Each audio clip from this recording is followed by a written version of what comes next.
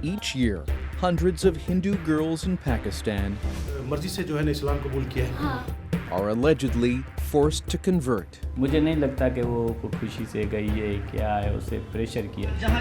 They're quickly married off to Muslim men, and ties to their families are cut. दुख तो हमारे को होता है और किसी को नहीं होता है.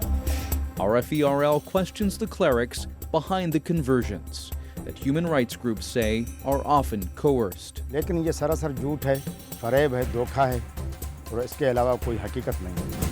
And we look at why Pakistani lawmakers haven't protected minors and ensured that religious conversions are not forced. There's no clarity. It shouldn't be an informal group of clerics, for instance, doing this. It should be the state doing this.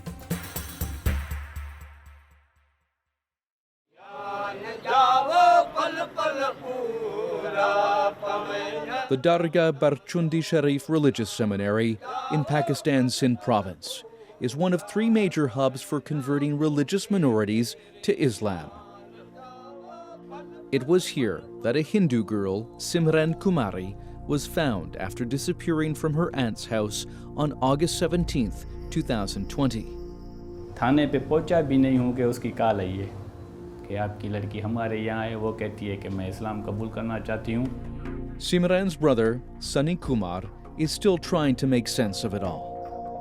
He believes his sister, who he says suffers from psychological problems and impaired vision, was abducted and forced to convert. He says she was just 17 years old.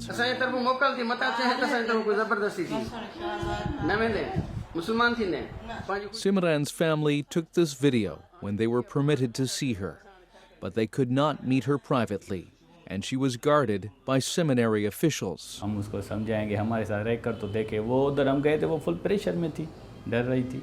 अभी आप उसकी video देखें वो लोग उसको इशारे दे रहे थे.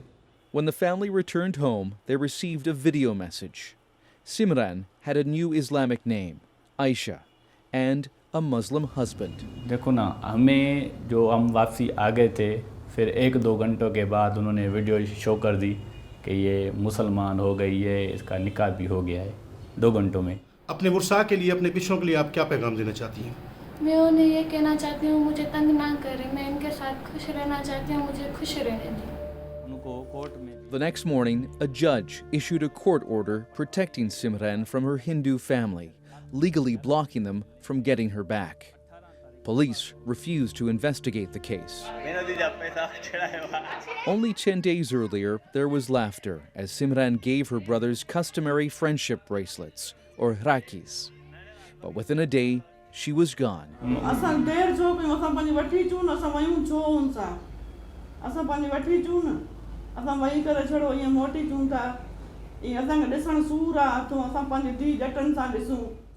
The family was powerless. बस ऐसे समझो ज़मीन फट जाए हम उधर चले जाएं. आप यकीन नहीं करोगे, बस हम जहर लेने पे तुले थे. The dizzying speed of Simran's disappearance, conversion, and marriage follows a disturbing pattern, according to Pakistani human rights groups. Reports estimate as many as 1,000 girls and young women are forcibly converted each year, mostly from the country's Hindu minority. They tend to be from very lower economic backgrounds. In most cases, they don't have the resources or the means to sort of fight back or to resist these attempts on their women, on their daughters, on their children. Of Pakistan's 220 million people, Hindus account for about 2% of the population, or 4.5 million, according to government figures. Hindu community leaders say the number is more like 8 million. Most live in Sindh province, once known as the country's religious melting pot. Simran's family home is in the city of Mirpur Matelo, in Sindh's northern Gotki district. After accepting Islam at the Dargah Barchundi Sharif Seminary in nearby Derki, fresh converts are often taken to neighboring Punjab province, where the legal age for marriage is 16 years old instead of 18 in Sindh. देखें, इस्लाम कबूल करने वाले अल्लाह तबारक व तआला हिदायत देने वाला है. Mian Muhammad Javed was the cleric behind Simran's conversion. He says she was 21 years old and denies she was pressured. He claims to have personally converted more than 100 people to Islam since 2015 and rejects any allegation his converts were threatened or abducted. लेकिन ये सरासर झूठ है, फरेब है, धोखा है और इसके अलावा कोई हकीकत नहीं है। अगर इस तरह का कोई मामला होता तो वो कम से कम प्रूफ तो करते। तो मैं तो चैलेंज कर रहा हूँ। One desperate Hindu father did wage a high-profile legal battle.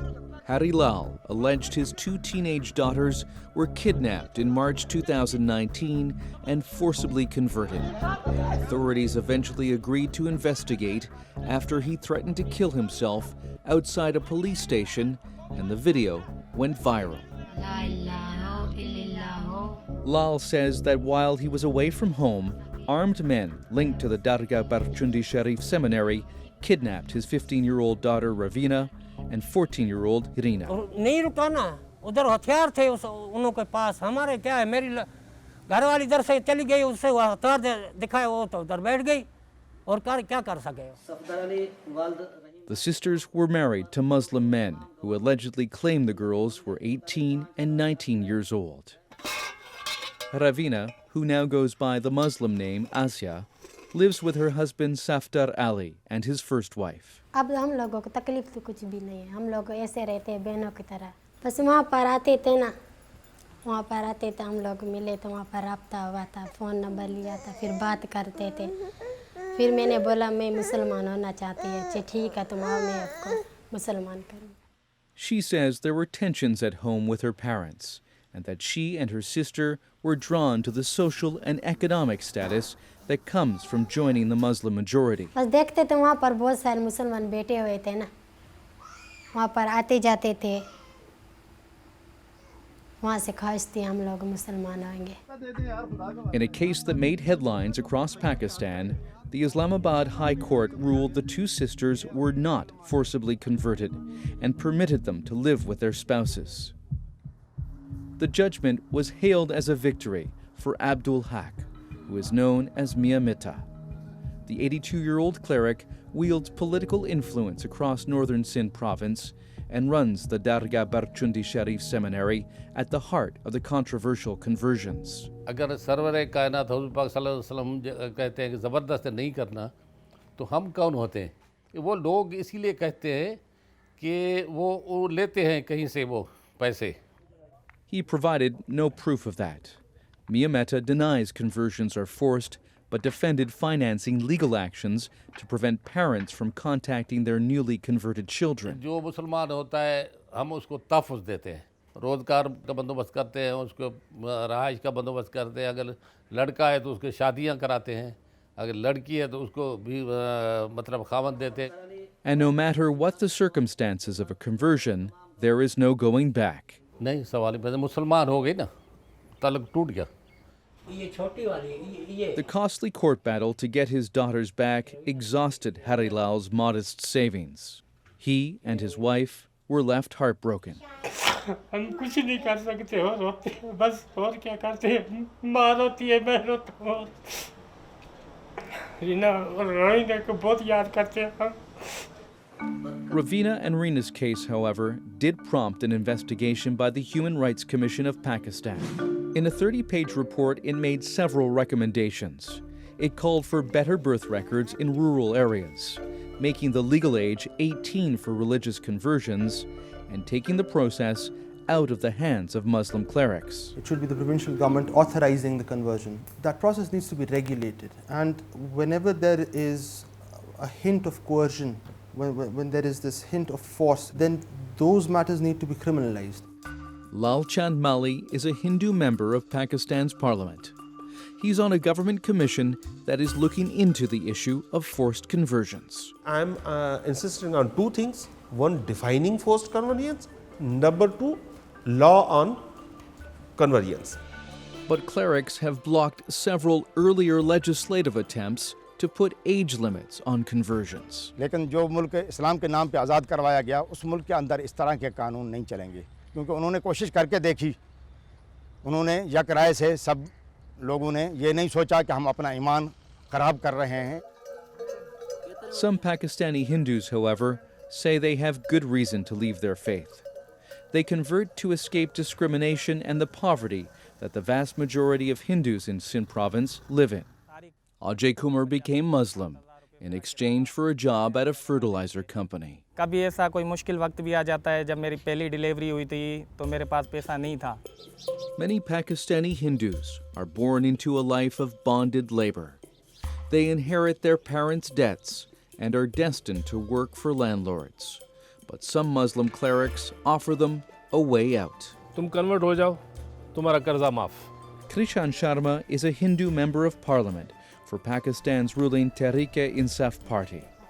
He says the Hindu caste system also leads to discrimination, leaving lower-class Hindus struggling to find employment and spouses.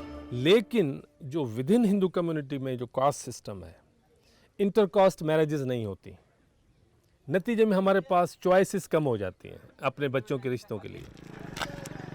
Others convert to escape bad marriages, like 35-year-old Sijal. She left her Hindu husband and 3 daughters to become Muslim, changing her name to Aliza. मुझे पता था वहाँ से लड़कियाँ गई थी ना, मैंने नेट पे देखा, अखबारों में देखा ये बाबा मदद करेंगे, इसलिए मैं अपने बाबा के पास आ गई. Until Pakistan regulates the process, however, religious conversions will continue to raise suspicions of coercion. Hari Lal and his wife have given up on trying to be reunited with Reena and Ravina and worry about the safety of their 3rd daughter. फिर आ जाएं बंदूकें रख के उठा के ले जाएं, हम क्या करेंगे? हम तो कुछ नहीं कर सकते ना. Sunny Kumar believes his sister Simran is too afraid to leave her husband or testify that she was forcibly converted and married. She's now reportedly pregnant. Kumar went to court to get his sister back to the family home, but that case was dismissed.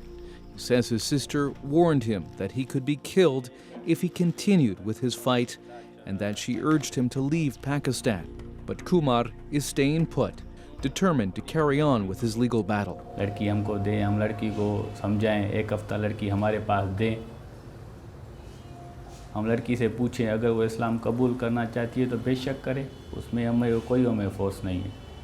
ठीक है, लेकिन ये शादी गैर कानूनी है. In 2020, the U.S. State Department declared Pakistan a country of particular concern for violations of religious freedoms. It was an accusation rejected by the Pakistani government. But Hindu, Sikh, and Christian minorities remain vulnerable, especially girls and young women from those communities.